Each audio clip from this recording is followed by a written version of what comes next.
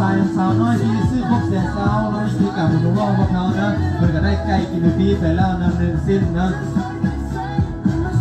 ปัจจุบันนี้เราที่มีการรีวิวอีกครั้งสำหรับโปรโมชั่นของพวกเขาเนาะภายในเรามีโปรโมชั่นสำหรับครบรอบ3 ปีของลอตเตอรี่ประจำร้านของพวกเขาเนาะปีนี้เป็นปีที่3แล้วถือว่าไว้เสลือเกินสำหรับเวลาของพวกเขานะปีนี้เราจัดทั้งหมดที่3 มื้อเริ่มตั้งแต่วันที่7จนถึงวันที่9เป็นต้นไปเลยเนาะวันนี้เป็นมื้อที่2แล้วสำหรับกิจกรรมของพวกเขาที่ใช้เป็นกิจกรรมดีๆแบบนี้ให้พวกสำหรับลูกค้าที่นะครับทุกท่านนะอย่าลืมเนาะท่านคิดพวกออกบอกว่าเธอสิไปใส่มาใส่กินข้าวอยู่ใส่มาหาเขาได้เลยเนาะเราจะเรียกว่าเขาเนาะวันนี้เป็นมื้อที่2มีกิจกรรมหลากหลายโปรโมชั่นหลากหลายให้ท่านได้เลือกทรงเลือกกินเลยนะโอเคเนาะเดี๋ยวเขาจะมีรีวิวโปรโมชั่นนะครับโปรโมชั่นสำหรับ3 ปีของเขาจะมี4 โปรโมชั่นหลักๆนะว่าจะเป็นโปรโมชั่นสุด 40,000 กีบ 40,000 กีบท่านจะได้รับเป็นเลยไก่4 ตอนสมนาเขาจะแถมไปฟรีไปอีกสำหรับไก่เกาหลีเกินกระตามูลค่า 40,000 กีบเขานั่นนะ 40,000 กีบเท่านั้นยังโมมดเนาะยังโมมดเนาะสำหรับเบอร์เกอร์เขาก็จัดโปรโมชั่นคือกันเนาะโปรโมชั่นของพวกเขาเบอร์เกอร์เมื่อทานซื้อเบอร์เกอร์เซตใดเซตหนึ่งก็ได้เนาะเริ่มต้นราคา 30,000 กีบอาจจะได้รับฟรีไปเลยไก่2 สิ้นกินแบบฟรีไปเลยเนาะถือว่าอิ่มแบบจุใจกันเลยนะส่วนโปรโมชั่นตัวที่3โปรโมชั่นที่3ตัวนี้เป็นเซตใหญ่โดยเฉพาะลูกค้าที่มาเป็นครอบครัวเนาะถือว่ามาครอบครัวอิ่มเป็นครอบครัวไปเลยเนาะในมูลค่า 90,000 กีบเท่านั้น 90,000 กีบท่านจะได้กินได้อยู่9 ตอนคุณเนาะโอ้9 ตอนยังไม่มีก็ได้แถมเบอร์เกอร์ไปพร้อม2 สิ้นไปเลยนะเขาจะแถมเบอร์เกอร์ไก่1 สิ้นเลยกับเทอร์รี่เบอร์เกอร์1นะและสุดท้ายก็คือมันฝรั่ง1 อันเลยนะค่ามูลค่าเพียงแต่ 90,000 กีบเท่านั้นนะ 90,000 กีบเท่านั้น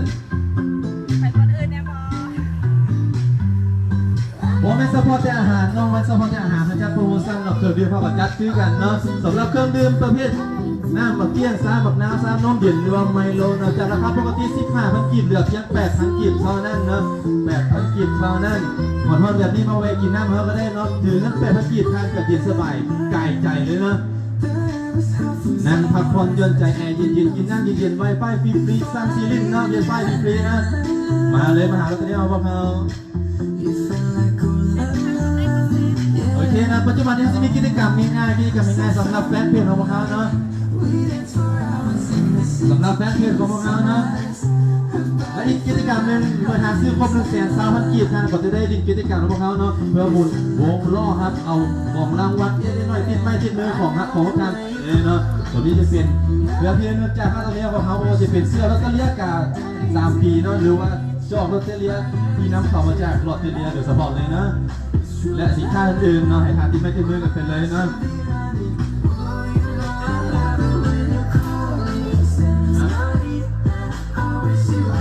โอเคเดี๋ยวต่อไปเขาจะมีกิจกรรมโอเคนี่ก็คือลูกค้าพูดต่อไปที่ซื้อครบ120,000 หมุนนะโอเคหมุนน้ำมันเลยน้องจะได้อย่างพิเศษจะได้ดีบ้างอยากได้กระทิงน้ำ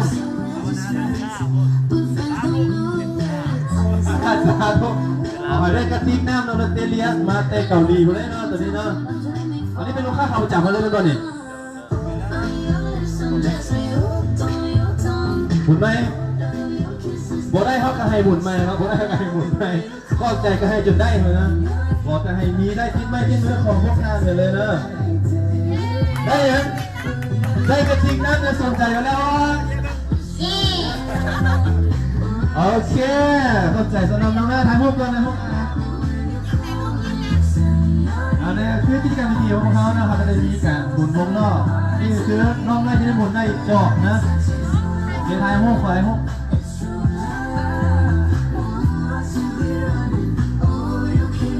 โอเคเข้าใจดีใจป่ะเข้าใจเนาะนี่ก็คือกิจกรรมเล็กๆน้อยๆสำหรับเพื่อตอบแทนบุญคุณลูกค้าของเขาเนาะโอเคนะต่อไปเขาที่นี้กิจกรรมด้วยกัน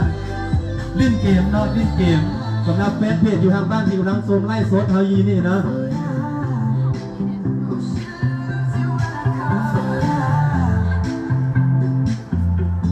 ง่ายๆเน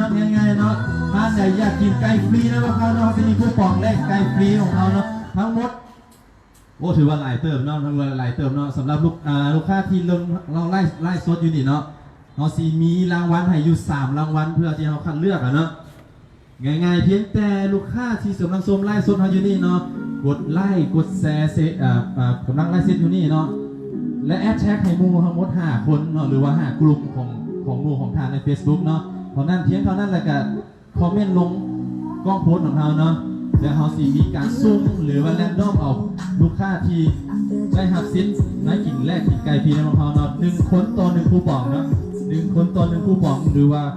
คูปองที่สามารถได้กินไก่ฟรีได้2 สิ้นเลยเนาะ2 สิ้นเลยเนาะคูปองนี้เขาสีมีสามารถแลกกินได้ตั้งแต่วันที่10จนถึงที่30เดือน12กันไปเลยเนาะมาเมื่อใดมาเมื่อนั้นมาเมื่อใดมาเมื่อนั้นนะอย่าลืมเนาะกดไลค์กดแชร์ไล่ฟุตของเราหรือว่าแฮชแท็กในโมอีก5 คนหรือว่า5 กลุ่มเท่านั้นเนาะถ่ายก็มีสิทธิ์จะเริ่มเป็นเจ้าของได้รับทุกของแลกกินไก่ฟรี2 สิ้นกันเลยเนาะอย่าลืมนะโอเคถ้าท่านใดที่กำลังชมไลฟ์สดอยู่นี่คืออยากบอกอยากกินข้าวยูใส่เนาะขี่มาเขาเลยเนาะเราจะเรียกสาขาสีนุ่นนะตอนนี้เขามีกิจกรรมดีๆด้วยกันสำหรับตรงโลกกันนี้ด้วยกันเราได้ว่า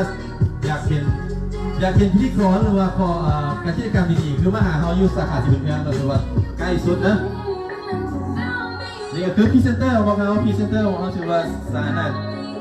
สาวเรานะสาวเราของเขาเนี่ยนะ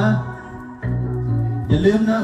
มื้อนี้เป็นมื้อที่2แล้วยังอีกเพียง1 มื้อเท่านั้นมื้อเป็นมื้อสุดท้ายหรือเป็นวันที่9ของห้อง3 ปีแท้ๆของห้างอาหารโรตาเรียประจำลาวเนาะถ้าทานมาเมื่อใดมาเมื่อนั้นเนาะแต่ว่ามื้อสุดท้ายคือมื้ออื่นถ้าทานพลาดมื้ออื่นถือว่าเจอกันอีกทีเป็นปีหน้าเลยเนาะ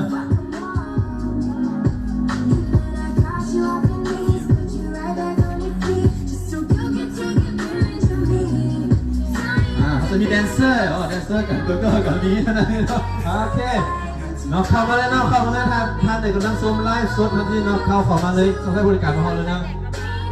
ท่านไหนกำลังจอดเฟซเด็กฮอนอยู่เนาะขี่เข้ามาหาเราเนาะโปรโมชั่นมีหลากหลายเลือกกินไปเลยมาผู้เดียวก็ได้เนาะมาผู้เดียวโปรโมชั่นสำหรับ18,000 กีบพันเลือกกินไปเลยเนาะเข้าไก่ทอดหน้าใดก็ได้18,000 กีบพับฟรีไปเลยหน้าแบบซี่1 จอกนะ1 จอกนั้นสามารถเติมฟรีได้1 ครั้งนะสำหรับกระแลมเขาก็มีเนาะกระแลมที่เป็นโปรโมชั่นเราฮอนๆในโอนแนะนำเลยเนาะกินกระแลมราคาปกติ15,000 กีบเหลือเพียง10,000 กีบเท่านั้นเนาะชอในโดจ็อกโก้เย็นๆหรือว่าชอในโดกรีนชี่เย็นๆนะเห็นนะอย่าลืมมาแวะมาใช้บริการด้วยของเขาได้ด้วยนะ